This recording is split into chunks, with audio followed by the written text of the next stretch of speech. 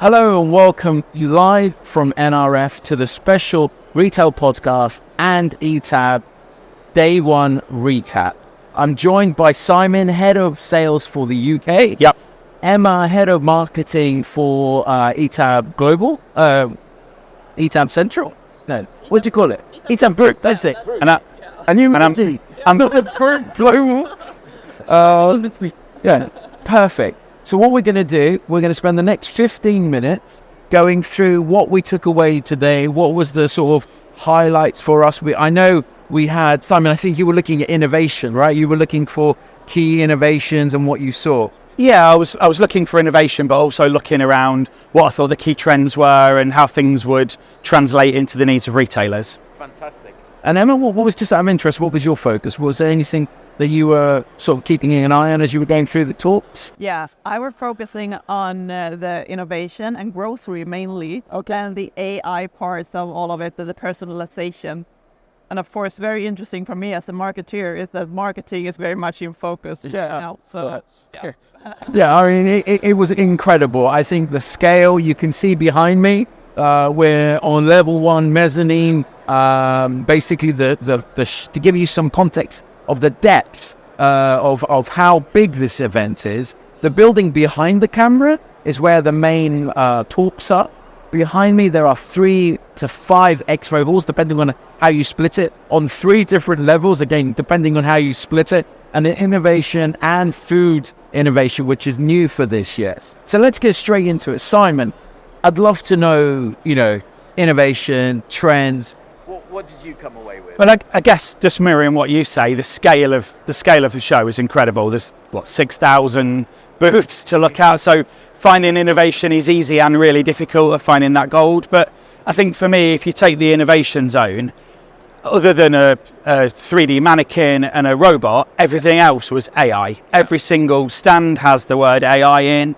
And also one of the trends that I see here is that there's lots of startups that have something really interesting but can't quite explain what that is. Yeah. So when they describe it on their stand versus the conversation that you have versus how I would describe it for the needs of retailers is quite different. So I've found that AI is a theme. I've learned some new words. I've learned about composable AI. That's a thing, apparently. And also... What does it mean? Do you mean you don't know? So composable AI is about how the connectivity of different things together, so connecting different parts of AI together into a single thing. And generative AI is mentioned quite a lot. And again, I had to ask, what do you mean by that? And that's about AI that can... Generative, yeah. And it's about being able to then create images or text as a base of AI, which is quite interesting. So I think that I found lots and lots of stands that have tried to elevate just talking about AI to try and add a few more words to add a little bit more value to it. However, I think what I have found is that the use of AI is covering so many different things. It's not all capturing consumer behaviour, but whether it's stock forecasting, replenishment, behaviour in store, footfall tracking, all about data. Everything I've seen today has a dashboard, and there's dashboard for everything. And I think that the clever thing is being able to take the use of that data, but being able to take it back into something that's actionable insight, which I think will be quite tricky. But definitely AI is the theme of for the day for sure. Yeah, I 100%. It's interesting. Is it? Do you think? Is it because there's a lot of technology startups who think, oh, I'm going to go and start selling to retailers, and that's why when you sort of say, give me a use case, then they're like, oh well, we can do stock replenishment. Tell me about that, and they're like, it's all. I found it a lot. People explain something really well, and you ask, how does that change consumer behaviour? Yeah. And that's when it starts to crumble a little bit because they're not quite yet sure. And I think there's a whole lot of people that have invented something really cool. Yeah.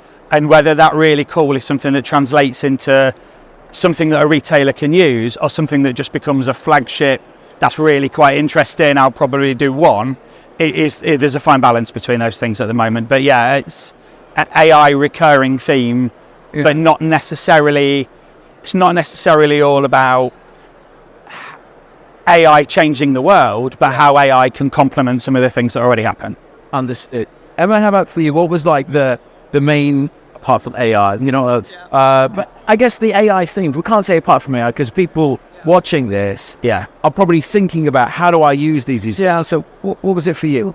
For me, it was like you need to have the base first. You need to have the digital ground pillars like the CRM system, your data warehouse, your data management. You need to have everything in place first, and then you can go further and have the customer experience in the center of all of it. Yeah. Yeah, you need to think through, okay, where can I do efficiency with AI? Where can I do staff less dependent on the staffing itself? Yeah. So you can focus on the customer experience instead of doing this repetitive task that we can use AI for. So that was very interesting. A lot of talks were focusing about how can we improve the customer experience and how can we automate with AI so we can have time to do the stuff that we are good at as humans, not that AI do. Yeah. So that was very interesting. I think efficiency driven out of tasks being automated is 100%. But the key thing is, and this is depending on how you speak, you need to have a base to build on, right? You need your data to be there. You need to have had your supply chain needs to be in some shape of order, or your front of house loyalty program needs to have that data. Yeah. So I'm curious, Emma, did you have any talks on loss today? Did you see anything about loss? Yeah, I did. There are, of course, still a big trend with the loss prevention, or trend, maybe a threat to all retailers, that we have these loss prevention issues. And they have also new names for it. They say terms. So it's now Bad actor. Yeah, bad actor. Yeah. When I first I was like, well, what are you saying about it? Yeah, there's so many buzzwords right now about loss prevention. So you need to collect all of these and write them down to be on top of mind of these loss prevention solutions. Is there anything as a marketeer that you're thinking, when I get back home, there's something I want to experiment with? Is there something that's like inspired you? From the whole show? Yeah, from today. Yeah, What's your inspiration from today? Yeah, actually, it was the retail media part. Okay. I liked a lot. Another big trend, no? Retail media? Yeah. And that the marketeers lead the way based on their analysis and their data-driven campaigns, data-driven work through like Google Analytics. We have done that for a while within marketing. And now it's time for retail to step into that because of all these AI possibilities. Now we have sensors, we have the smart way of measure things. We can measure things based on all this AI smartness that we have now that I've been doing for a while. So now I think that, okay, what I know based on my work, I can apply on these retail things. Yeah. And we can basically think that a store could be like a website. Yeah. So which has been the thing that I've been saying for years, make the invisible visible, right? And that's how you make your store operations and everything that you can't see become visible. I think Mark Benioff in the Walmart final keynote sort of summarized it when he sort of asked the audience, does anyone remember Minority Report, right? In terms at the moment when he goes into the Gap and, he's recognized, I think for me, the one thing that I noticed on a few of the trend talks that I went to is the fact that people who are already in your customer base want more and a bigger acceleration of customization. That threat to my privacy, I'm already there. I'm already bought into you as a retailer. Yeah. I want you to know me. I want you to offer that service to me. Yeah. And I think that was one of the big sort of stats for the day that's coming up. Okay, final thoughts, Son. As much as today's been great, I think the thing that I was expecting to see more of that I haven't is around sustainability. Yes. I thought it would be one of the big themes that I would see today, and there's a sustainability corner. Yeah. But there isn't really the level of messaging that I would see about helping retailers be more sustainable. I think that's been something that's somewhat of a surprise to me today. Okay. Emma? And I will bring the personalization, I think. Yeah, that we in the future will be so well known by the stores that when I walk in, they will already know what I will order. Yeah.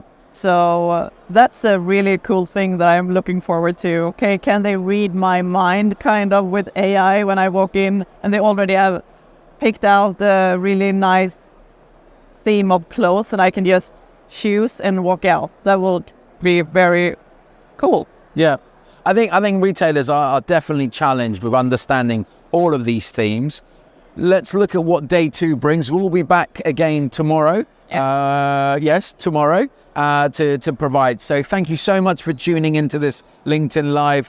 Look forward to meeting with you tomorrow. If you have any questions, if there's something on top of mind, reach out to your local ITAB or ETAB team, or message us directly. We're here to answer your questions. So if there's anything else that you need to know, just let us know and we'll do our best to go hunt and bring it to you. Thank you so much.